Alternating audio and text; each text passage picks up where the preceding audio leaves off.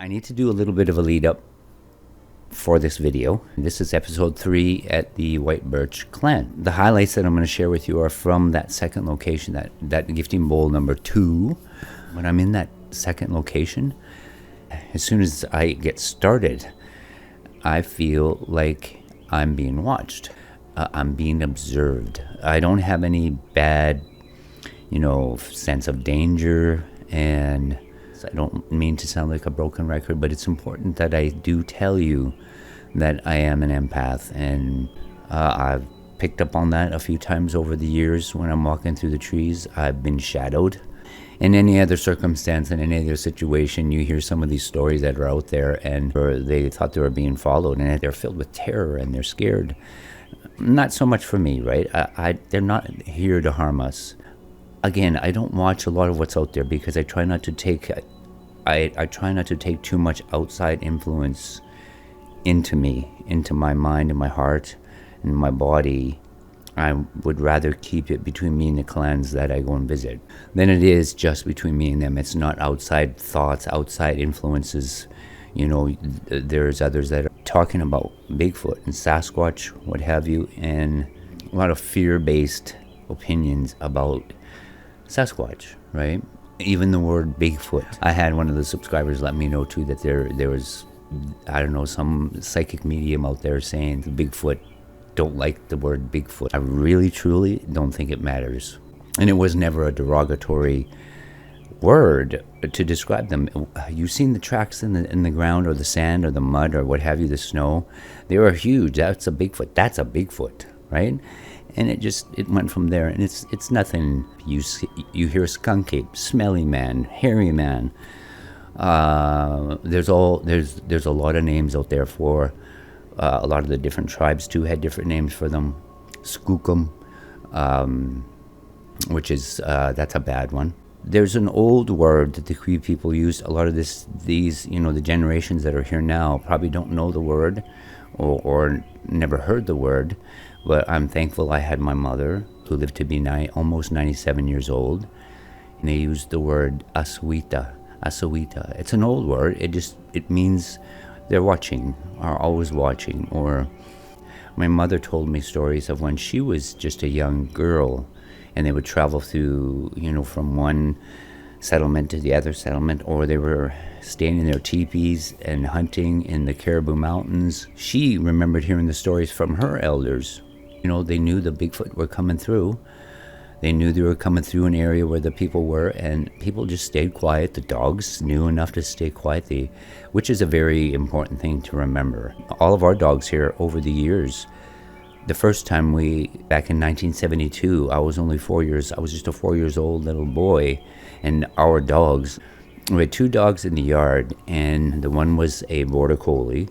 He was my oldest sister and her husband's dog, and then we had Rum. My dad called him a Rum, and he was a bear dog, beaver dog. My dad took him on the trap lines. This dog wasn't afraid, not much, right? And when those Sasquatch came, and that was where we had our first experience in 1972, the dogs ran into the house, and that bear dog was under the table and urinated all over the floor, stayed and laid under the table in the kitchen in our house. They knew, right? They knew to stay out of it, to stay quiet, stay down, lay down. And my dog as well here, Sammy, he does the same thing. He knows to stay out of it. They're more in tune with what's going on than we are. And when I see some of these, I think that there's some of these videos out there, and the dog's going crazy and barking at the Bigfoot in the trees, and you can see the Bigfoot walking back there in the trees, and that dog is barking and wagging its tail at the same time.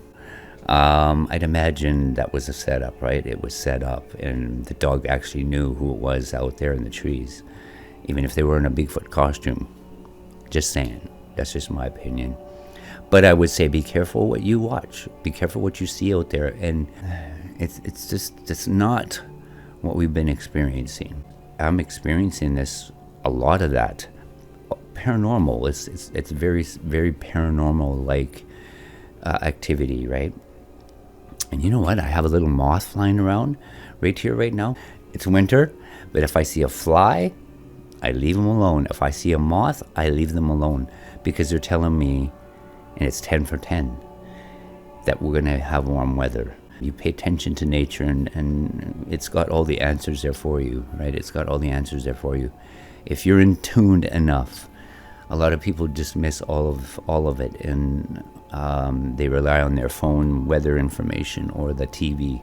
I don't want to ramble on too long about a lot of this stuff. I needed to do this lead up to the video, to the highlight video. This is again in location 2, and from the very beginning, if you all remember, I had went and whistled down that cut line, that cut through, and I come all the way back, and I think I started out the video saying, okay, I got a second coat, turn the camera around, and I start walking down that trail, and as I'm leaving, and there was about 3 or 4 people that caught this, I said, I'm pretty sure I heard a wood knock on the other side of my truck. Look what I captured. It's white, and for those that are new here, I have captured white Sasquatch up at the white birch before. A couple of the Bigfoot, very white. And it's winter, and they may be able to do, very similar to rabbits or weasels and stuff like that, that change their color to suit their environment. Camouflage, right? I'm thinking at this point there are some that are able to do that, and possibly some just stay lighter colored, and then maybe get more white as winter sets in. But it's very good, right? You could lay in the snow and nobody would see you. I would walk right past one and I would never know if they are the color of the snow or are as white as the snow. From the get-go, they were right there, and the confirmation to me was, I heard the wood knock, and then what you're going to see here, I captured within the footage. And then we're going to move on to some of the other things that I found around the gifting bowl. And remember Squeaky? You could have swore, those little air horns. That's how loud it was. And again, these microphones, it doesn't do it justice out there, what I hear with my ears and what I'm experiencing. But you're getting about half of what's happening there. But yeah, it's no squeaky tree. We don't have wild turkeys. Somebody said wild turkeys. Can't see what is making the sound. And it vibrates the whole, it literally vibrates the air around there. The only thing I can do is explain it to you, because that, again, the microphone, the video is not picking up the whole story. I'm there, I'm sharing that experience with you, and all I have is the microphone and the camera to give you a little bit of the experience, right?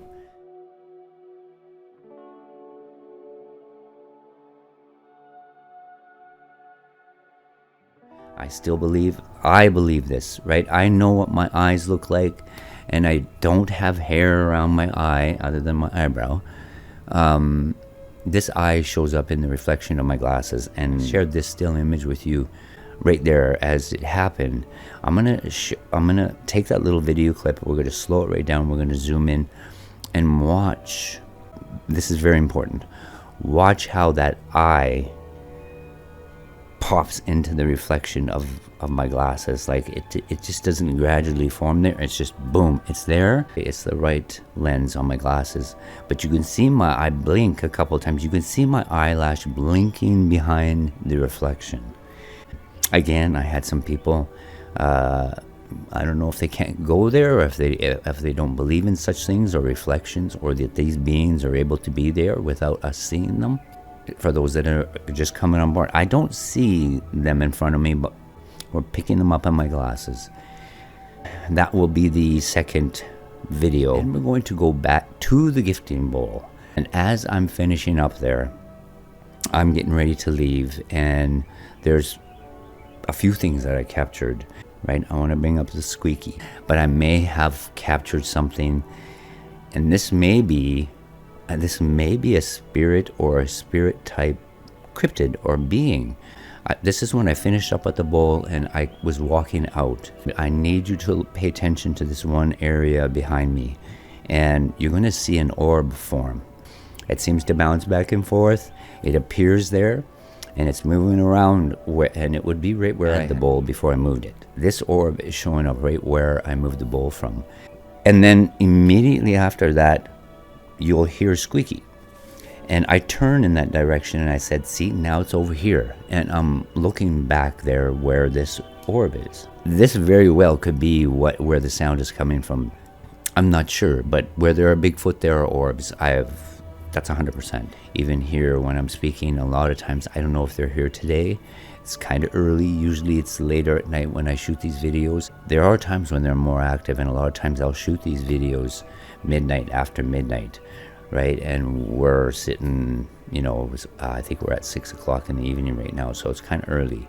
But I wanted to get this little bit of a lead-up video to and then I got another little bit of a clip, and here again, I don't know if this is one of the squeaky culprits. There are 2 beings here, and possibly 3. I'll circle them. No further ado, let's get into this highlight video from the White Birch Clan. I hope you enjoy. And again, if there's anybody new that's come on board, thank you for being here. Take care, stay safe, and I'll see you in the trees. Bye for now.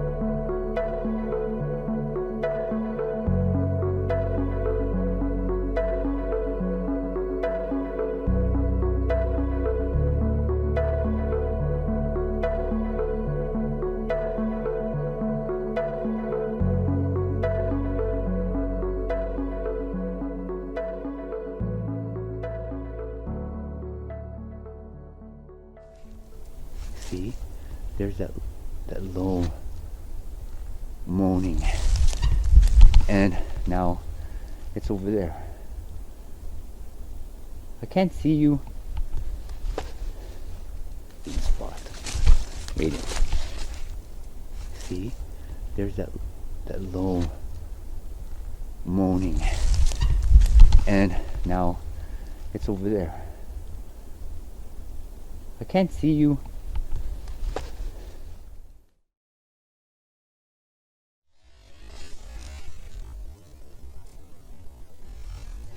See, there's that low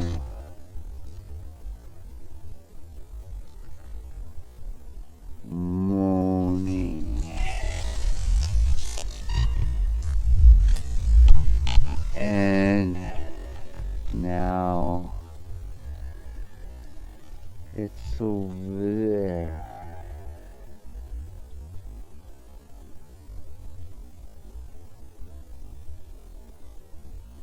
I can't see you.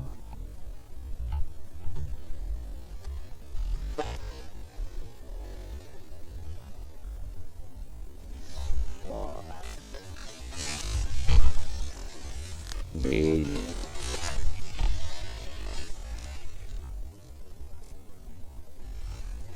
See, there's that low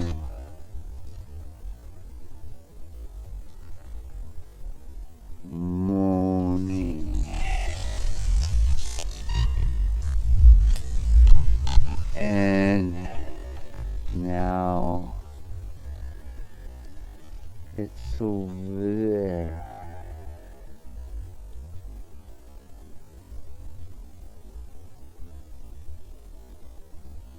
I can't see you.